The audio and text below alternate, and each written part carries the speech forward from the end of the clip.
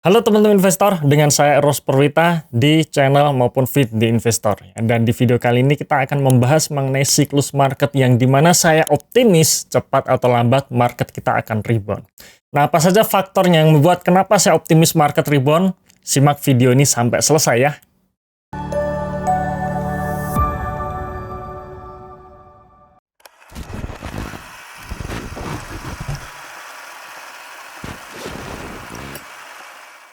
Oke, sebelum kita membahas mengenai topik siklus market ini, kita semua tahu ya bahwa market kita saat ini sedang jatuh ya, di mana IHSG sempat bertengger di level 9 ribuan dan saat ini hanya dalam waktu 2-3 bulan saja IHSG jatuh ke level 6.100-an. Yang artinya turun cukup signifikan dan membuat banyak saham yang diperdagangkan under value. Termasuk saham-saham 4 big banks kita ya, BBCA, BBRI, BMRI, dan juga BBNI. Di mana menurut saya 4 saham bank ini kondisinya saat ini sedang under value. Lalu kira-kira berapa potensi dari kenaikan 4 saham big bank ini saat market rebound? Nah, analisanya sudah kami tulis ke dalam ebook watchlist 4 big banks under value dari The Investor yang bisa teman-teman download secara gratis. Nah, jadi silahkan sebelum kita masuk ke pembahasan siklus market, teman-teman download ebooknya dulu. Linknya di bawah ini ya, atau dalam kolom komentar yang sudah kami pin.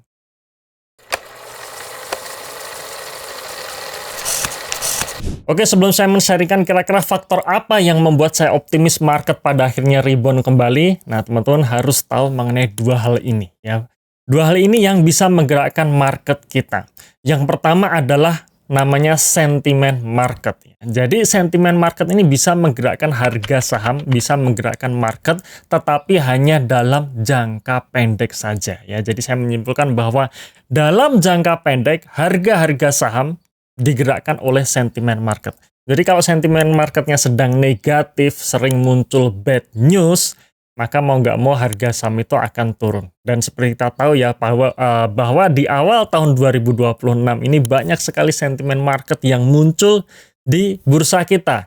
Yang pertama, kita melihat perang Amerika Serikat melawan Iran. Itu juga menjadi sentimen market yang membuat harga minyak naik, dikhawatirkan inflasi naik, dan itulah awal mulanya di sisi sentimen global market itu negatif. Yang kedua, ada MSCI yang melakukan rebalancing. Ya, kemudian ada FTSE Russell ya yang juga melakukan rebalancing. Kemudian ada outlook negatif dari Moody's, kemudian S&P dan sebagainya. Kemudian muncul peraturan-peraturan dari pemerintah yang membuat market ini menjadi tidak pasti ya. Jadi ada ketidakpastian regulasi yang membuat akhirnya market mau nggak mau merespon negatif dari semua hal ini ya, sehingga market pun turun. Dan ketika semua yang muncul ini adalah sentimen market yang negatif, membuat harga saham pada berguguran. Nah, itu yang pertama teman-teman ya. Cuman ada yang kedua yang juga harus kita pedomani. Bahwa pada akhirnya dalam jangka panjang harga saham itu akan kembali ke fundamental aslinya. Jadi kalau suatu saham atau suatu ekonomi suatu negara di mana pertumbuhannya bagus, fundamentalnya solid, maka cepat atau lambat ketika sentimen-sentimen market yang negatif tadi sudah mulai hilang, harga sahamnya akan kembali naik lagi. Itulah kenapa teman-teman sekalian bagi kita-kita yang memang punya kesibukan yang cukup padat di luar sana, di luar market ya, maka saya sarankan kita masuk ke ranah jangka panjang saja ya. Jadi kita ngelihat suatu fundamental ya, baik itu di emitennya maupun di negara kita sendiri. Ketika fundamentalnya kuat, fundamentalnya baik-baik saja, maka nggak perlu khawatir. Mungkin saat ini posisi portofolio kita minus untuk sementara waktu, untuk jangka pendek saja, tapi pada akhirnya dalam jangka panjang asal kita memilih saham yang tepat, cepat atau lambat portofolio kita pun akan pulih. Oke, kita masuk saja ke pergerakan market kita untuk sepanjang tahun 2026 ini, di mana teman-teman bisa lihat ya bahwa di awal tahun 2026 kemarin di bulan Januari IHSG kita sempat berada di level hampir 9.200 ya, dan ini adalah level all time high-nya IHSG ya. Dan hanya dalam waktu beberapa bulan saja dari level 9.100 sekian itu jatuh ke level 6.149 ya saat video ini diambil. tanggal 26 Mei 2026. Artinya sudah turun lebih dari 30% ya, dan menandakan ya market seperti ini bisa dikatakan market crash ya. Nah, apakah market crash kali ini berbeda? Jawabannya ya, yang namanya market crash selalu dengan alasan yang berbeda-beda pula ya. Kita akan melihat pergerakan IHSG kita dalam jangka panjang. Jadi kita tarik IHSG dari tahun 2011 sampai dengan tahun 2026 ini, di mana periode sekitar 16 tahun ya perjalanan IHSG, 15 tahun ya perjalanan IHSG, market selalu bergerak volatile.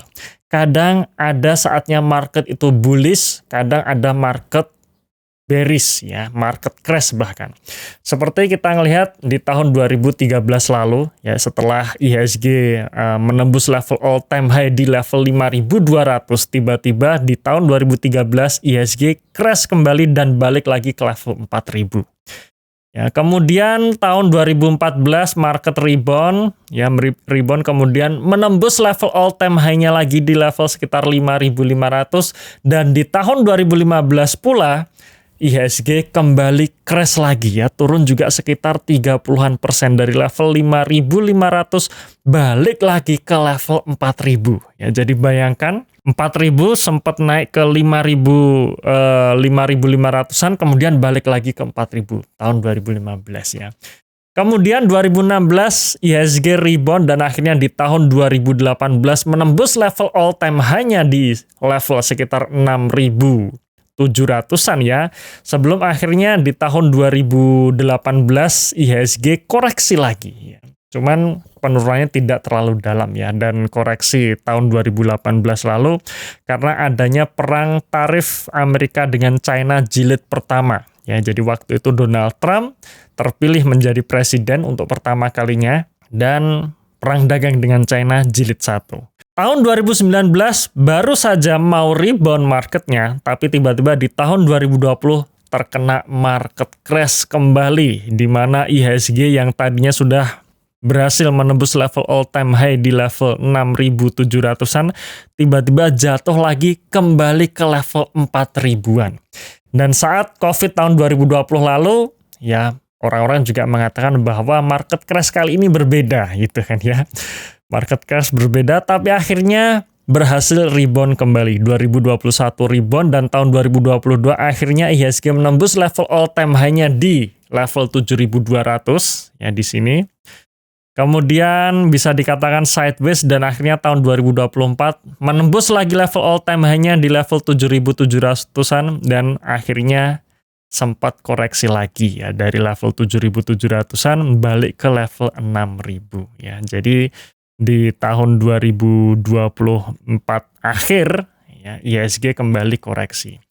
2025 akhirnya market bisa rebound dan menembus level all time high-nya lagi di level 9.100-an, dan akhirnya sekarang IHSG kembali crash. Nah, jadi perjalanan 15 tahun IHSG ya memang tidak selalu mulus, tidak selalu naik, dan setiap kali terjadi market crash biasanya akan ada cerita-cerita bahwa market crash kali ini berbeda. Ya memang betul, cerita dari masing-masing periode itu pasti berbeda-beda, karena biasanya market crash itu dihasilkan atau terjadi oleh sesuatu yang tidak disangka-sangka ya, belum diprediksi sebelumnya. Cuman kalau kita ngelihat, walaupun market crash, pada akhirnya IHSG bisa kembali rebound, dan mau nggak mau dalam jangka panjang trennya selalu naik ya, yang dimana IHSG sempat di level 3.000, kemudian sempat naik ke level 9.000 ya, dan itulah yang namanya market ya. Artinya ketika kita melihat market yang crash seperti ini, asal kita memilih perusahaan-perusahaan yang berfundamental bagus, kinerja solid, cepat atau lambat, pada akhirnya dia akan naik juga ya. Kenapa? Karena seperti yang pada chapter 1 kita sampaikan ya, pada akhirnya dalam jangka panjang market itu akan kembali ke fundamental aslinya. Nah, lalu fundamental apa nih yang bisa menjadi patokan kita di IHSG sehingga saya sendiri optimis bahwa market cepat atau lambat akan kembali rebound? Jawabannya adalah ya pertumbuhan GDP kita. Ya, jadi kalau kita bicara mengenai faktor fundamental ya untuk negara, suatu negara, maka indikator tertinggi itu adalah pertumbuhan GDP. Jadi banyak sekali kita melihat indikator makroekonomi, tapi posisi tertingginya adalah pertumbuhan GDP. Yang dimana kalau kita melihat pertumbuhan GDP kita dalam jangka panjang selalu naik. Ya, sejak 2013, kemudian 2015 turun, pada akhirnya dia naik ya. 2020 turun, pada akhirnya dia naik, sampai tahun 2025 GDP kita selalu naik. Jadi asal di tahun 2026 nih GDP kita masih naik, maka saya tetap optimis cepat atau lambat harga-harga saham atau market kita akan rebound dan kembali ke level yang seharusnya, yaitu ya di level 9 ribuan lah ya. Nah, lalu bagaimana dengan tahun 2026? Ya, ini kan chart sampai dengan tahun 2025 ya. Nah, tahun 2026 kita pasti sudah mendengar ya atau membaca berita bahwa ekonomi Indonesia untuk posisi kuartal 1 2026 tumbuh 5,6%. Jadi ini pertumbuhan yang cukup bagus, intinya GDP kita tetap tumbuh ya, walaupun memang harus kita akui bahwa GDP kita bisa dikatakan belum ideal, pertumbuhan GDP-nya belum ideal. Kenapa? Karena pertumbuhan GDP kita didukung atau disokong atau dikontribusi oleh belanja pemerintah yang melonjak signifikan, ya, alias belanja pemerintahnya naik 21%. Ini berbeda dengan tahun-tahun sebelumnya di mana kenaikan dari belanja pemerintah itu hanya di kisaran 5% saja. Tapi untuk tahun 2026, kuartal 1 langsung melonjak 21%. Walaupun ya tetap ya, kalau menurut saya tetap, walaupun di kontribusi terbesarnya dari pertumbuhan belanja pemerintah, tapi yang lainnya juga ikut naik. Konsumsi tetap naik 5,52%. Investasi juga naik 5,96% ya. Jadi dari 4 komponen GDP, yaitu konsumsi naik, kemudian investasi juga naik, belanja pemerintah naiknya signifikan, dan memang sayangnya untuk ekspor maupun impor ini minus ya, yang dimana ekspor hanya naik 0,9%, sedangkan impor kenaikannya signifikan 7,18%. Nah, ini posisi kuartal 1. Bagaimana sampai dengan akhir tahun 2026, saya optimis tetap tumbuh. Ya, mungkin memang banyak yang memprediksi bahwa pertumbuhannya mungkin tidak 5,6%, tapi menurut saya yang terpenting adalah tumbuh ya. Dan satu hal yang bisa kita jadikan pegangan bahwa kita optimis tumbuh, selain konsumsi ini di Indonesia ada 3 event besar ya yang membuat konsumsi kita tetap kuat dalam kondisi ekonomi sulit apapun ya, yaitu yang pertama adalah Lebaran, yang kedua adalah belanja uang masuk sekolah ya, biasanya di kuartal 2 ada orang-orang belanja untuk kebutuhan sekolah, kemudian yang ketiga periode akhir tahun. Nah, itu biasanya membuat konsumsi kita sangat kuat, dan bersyukur kita di Indonesia ada penopang konsumsi tersebut. Ya, kemudian yang kedua mengenai ekspor ini yang juga tidak kalah pentingnya adalah di mana harga komoditas kita semua naik, baik batu bara, CPO maupun nikel. Yang dimana kalau kita bicara mengenai ekspor kita terbesar masih sumber daya alam, harus kita akui itu. Batu bara, nikel, dan juga CPO, yang dimana di kuartal 1 2026 ini banyak harga komoditasnya belum naik ya. Belum begitu naik, dan banyak peraturan-peraturan pemerintah yang membuat market ini jadi penuh dengan ketidakpastian ya, seperti ekspor satu pintu, kemudian bea keluar dan sebagainya.